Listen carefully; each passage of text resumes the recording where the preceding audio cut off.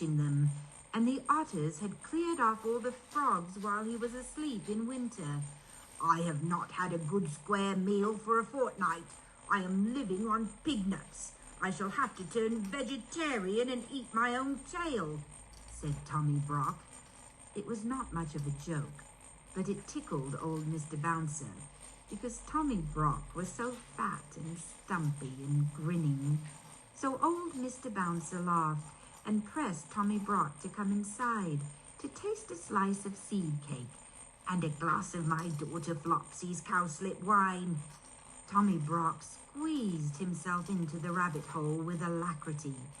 Then old Mr. Bouncer smoked another pipe and gave Tommy Brock a cabbage leaf cigar, which was so very strong that it made Tommy Brock grin more than ever, and the smoke filled the burrow.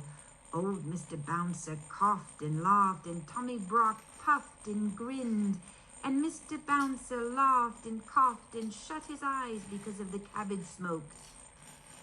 When Flopsy and Benjamin came back, old Mr. Bouncer woke up. Tommy Brock and all the young rabbit babies had disappeared. Mr. Bouncer would not confess that he had admitted anybody into the rabbit hole, but the smell of badger was undeniable, and there were round, heavy footmarks in the sand. He was in disgrace. Flopsy wrung her ears and slapped him. Benjamin Bunny set off at once after Tommy Brock. There was not much difficulty in tracking him.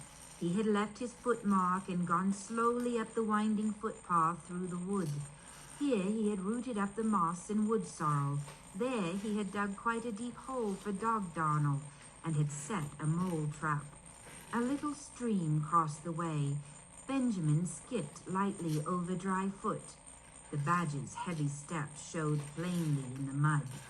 The path led to a part of the thicket where the trees had been cleared.